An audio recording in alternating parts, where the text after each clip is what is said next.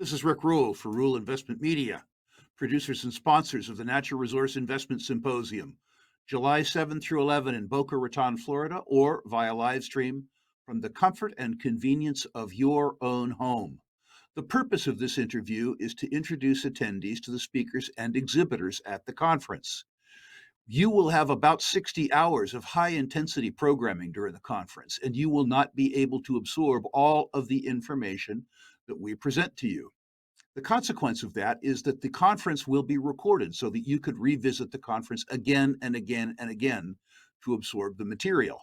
The other consequence of this is that we want to introduce you to every speaker and every exhibitor before the conference so that you can learn about and reach out to the sponsors before the conference and allocate your time efficiently during the conference.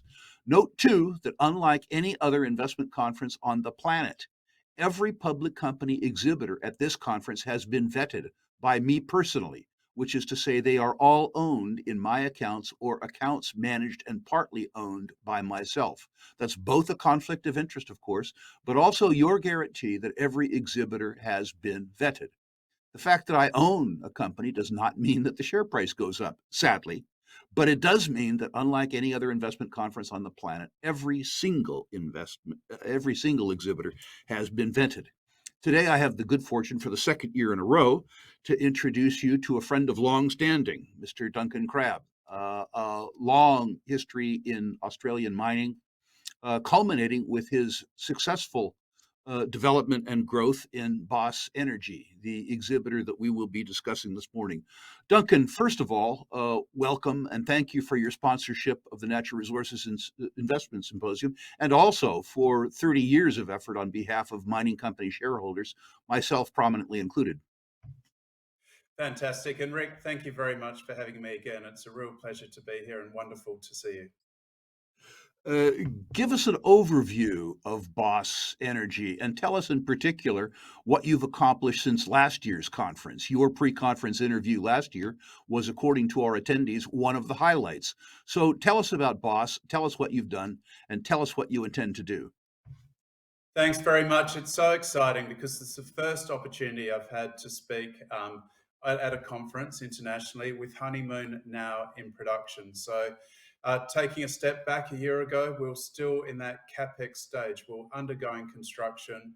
We've been redeveloping the Honeymoon uranium mine located in South Australia, which is Australia's premier uranium state, such that it can produce a nameplate capacity of 2.45 million pounds per annum. So we were on time, we were on budget. We managed a month ago to actually commence production. So yeah, it's just wonderful to be here. We're now producing cake in the can, and that's what it's all about. So after 7.5 years of toil, we've ridden the storm and we're here. So what's really changed is the fact that not only did we produce on time and on budget, but we've also retained a very strong balance sheet. So in the past 7 years, we've raised about 420 million Australian dollars.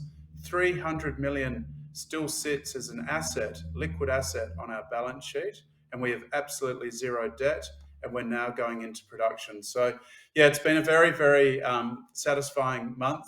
There's still a long way to go during the ramp up period.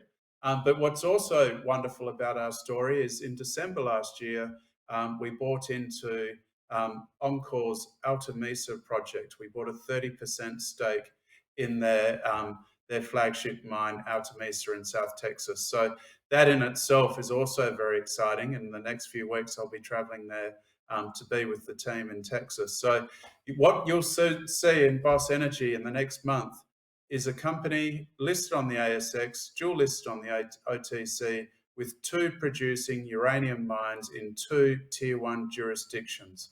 By tier 1 jurisdictions, I'm saying Australia, the USA, and if there was a third, it would be Canada. Thank you.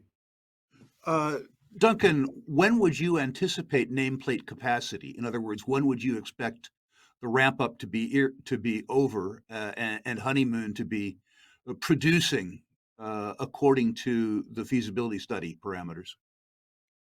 Thank you. It's really nameplate capacity 2.45 million.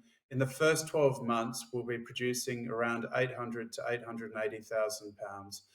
In the second year, up to 1.6 million pounds, and then up to the 2.45 million pounds. So it's really a 2 to 3 year ramp up.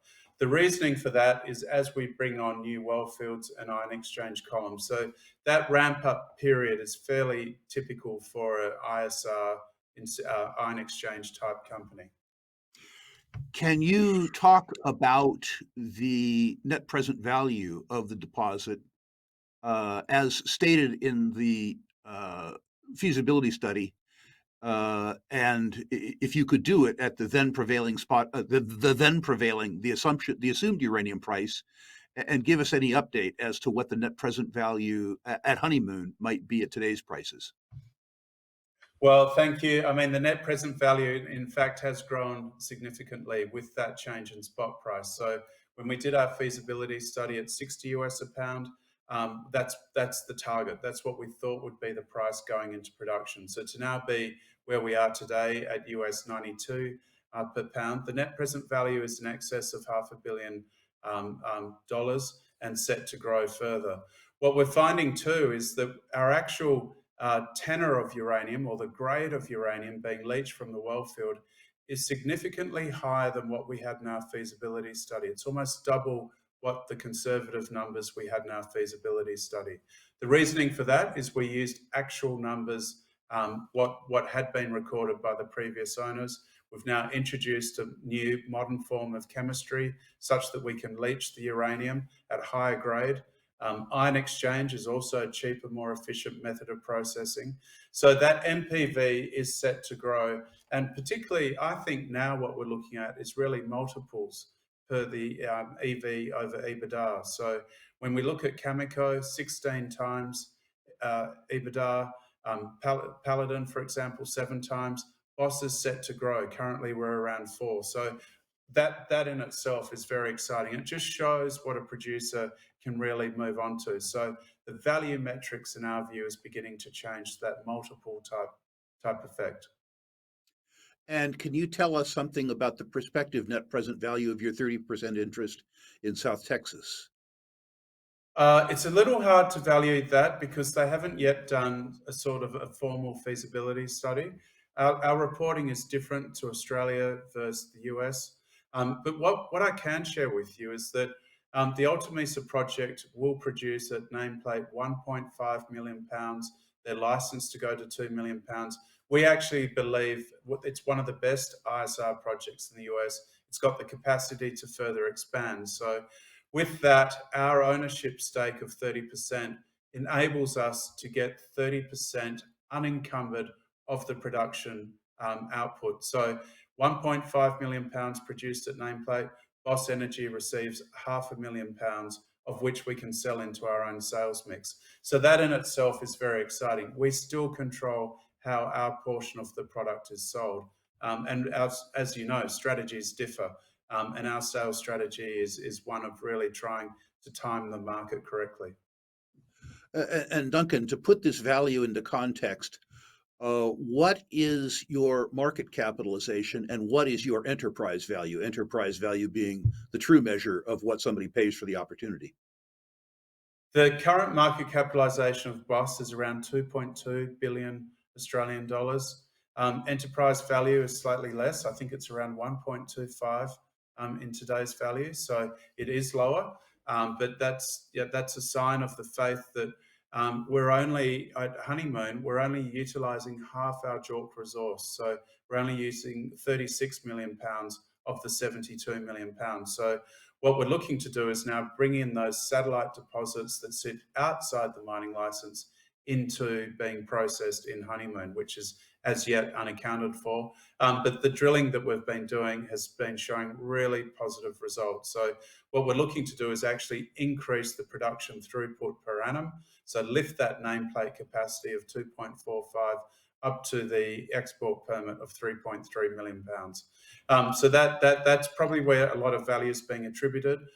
It's also, we've picked up quite a lot of exploration ground. So we now have over 6,000 square kilometres of exploration ground in highly prospective uranium areas. So it's now a question of bringing those resources on. Investors should note the early part of this discussion where the company has raised about 400 million Australian and has both acquired and developed these assets with 300 million Australian dollars left on the balance sheet, which, Duncan, gives you admirable financial flexibility, but also demonstrates the financial and operational acumen that you all have exhibited. So, congratulations on that. Uh, Thank you. for our for our listeners who are new to the uranium space, and there will be some, could you briefly discuss the ISR project? When people think of mines, they think of big underground facilities or big open pits. Yours looks more like a well field connected to a chemical plant. Could you talk to us about that? You're quite right. It really is a big chemistry set. So ISR is the most, at the moment, currently, it's the most commonly method of mining uranium globally. It accounts for about 60% of the world supply of uranium. It's used throughout Kazakhstan, for example, Wyoming, Texas, South Australia with the Heathgate mine, the Honeymoon mine. Basically, it's a very ESG friendly form of mining. Essentially, what happens is you pump a lixiviant through an ore body. So essentially, it goes down injection wells about 100 meters in depth. It interacts with the ore body. It's a mixture of water, of ferric as an oxidant, and also a level of acid. And that forms a leaching chemistry that leaches the uranium from the ore body, which is then pumped to the surface through an extraction well. So, typical spot pattern for a well field is 4 injection wells, 1 extraction well.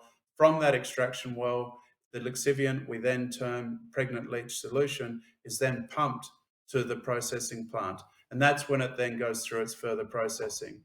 But effectively, it differs to an open pit type mining project. It's far cheaper. It's about 2/3 of the cost. It does away with all that yellow fleet or heavy mining equipment, and it does away with a lot of personnel. So, from an ESG perspective, it's a significant reduced carbon emission as a form of mining and minimal ground disturbance. So, yeah, very, very friendly from an ESG perspective. There's no blasting, no tailings, groundwater quality is maintained.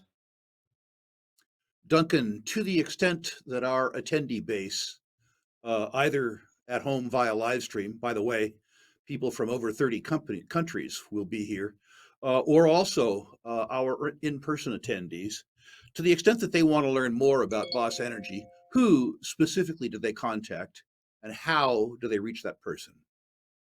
Thanks. Similar to last year, I would welcome the phone calls myself or emails.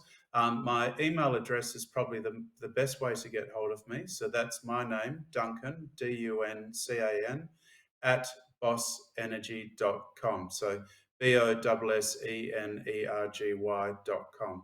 And what a pleasure. From last year, I continue to receive emails from attendees from your conference, and it's just wonderful to receive. So, yeah, please do reach out to me, and I will endeavour to respond to everyone in a timely manner.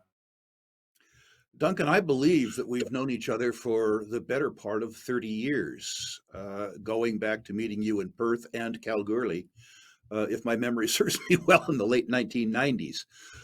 Thank you for your efforts on behalf of mining industry investors, particularly myself, of course. Thank you, too, for your sponsorship of the Natural Resources Investment Symposium. I look forward to hosting you in Boca Raton, Florida. Thank you very much. And thanks for all the support during the years. It's just been wonderful. And here we go into a new cycle. The start of this cycle, we're seeing some of the highest uranium prices at the beginning of a bull cycle. And what a wonderful time to be entering production. So thank you very much for the support. And I very much look forward to joining you in the symposium. Thank you. Thank you, sir.